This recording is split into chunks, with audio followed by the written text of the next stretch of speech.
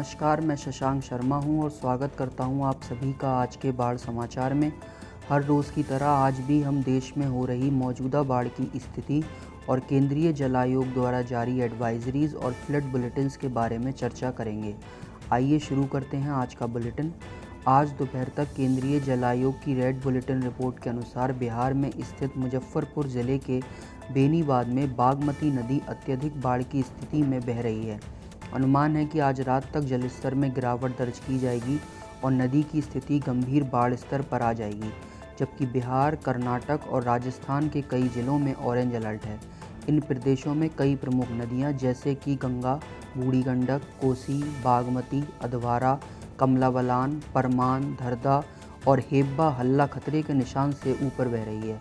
जलस्तर और आगामी पूर्वानुमान से जुड़ी विस्तृत जानकारी के लिए आप हमारी ऑफिशियल वेबसाइट पर विजिट कर सकते हैं, जिसका लिंक नीचे स्क्रीन पर उपलब्ध है। आगे बढ़ने से पहले बात करते हैं पिछले 24 घंटों में वर्षा के आंकड़ों के अनुसार प्रमुख वर्षा प्रभावित क्षेत्रों के बारे में, जो कुछ इस प्रकार हैं। दक्षिणी आंतरिक कर्नाटक के इलाके, रायलसीमा और उत्तर तमिलनाडु तथा केरल। आइए अब केंद्रीय जल आयोग द्वारा जारी आज की फ्लड एडवाइजरी पर एक नज़र डालते हैं।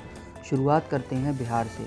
पिछले हफ्ते हुई अत्यधिक से बहुत भारी वर्षा के कारण गंडक, बूढ़ी गंडक, अधवारा, बागमती, कमला बलान, परमान, कोसी और महानंदा नदियों में गंभीर से सामान्य से अधिक बाढ़ की स्थिति बनी गई है। इससे पूर्वी और पश्चिमी चंपारण, गोपालगंज, मुजफ्फरपुर, सीतामढ़ी, समस्तीपुर, वैशाली, दरभंगा, मधुबनी, खगड़िया, अररिया, सुपौल, पूर्णिया और किशनगंज जिलों में बाढ़ की स्थिति बनी हुई है, जो अगले 2 से 3 दिनों तक जारी रहने की संभावना है। मुख्य गंगा नदी के भागलपुर क्षेत्र में भी सामान्य से अधिक से लेकर गंभीर बाढ़ की स्थिति अगले 3 से 4 दिनों तक बनी रहने की उम्मीद है। बाढ़ की स्थिति और पूर्वानुमान की जानकारी के लिए कृपया केंद्रीय जल आयोग की वेबसाइट पर जाएं। यह वेबसाइट एक बार साइन इन करने के बाद सभी के लिए उपलब्ध है। केरला की बात करें तो उत्तर केरल में अगले 24 घंटों के दौरान कन्नूर और कासरगोड ज़िलों की पश्चिम दिशा में बहने वाली नदियों जैसे उप्पाला, शेरिया आदि में सामान्य से अधिक बाढ़ की स्थिति बनने की संभावना है। ऊपरी पेरियार नदी में भी अगले 24 घंटों में पानी का स्तर बढ़ने की उम्मीद है।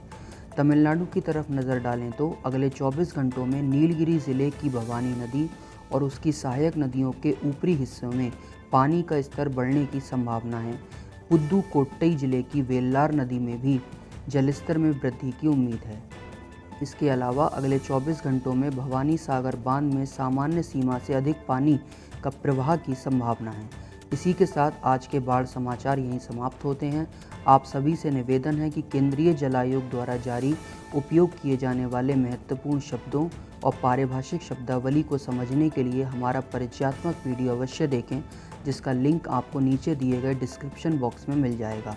अंत में सूचित रहें, सुरक्षित रहें और हम आपको अगले बुलेटिन में मिलेंगे। तब तक के लिए धन्यवाद।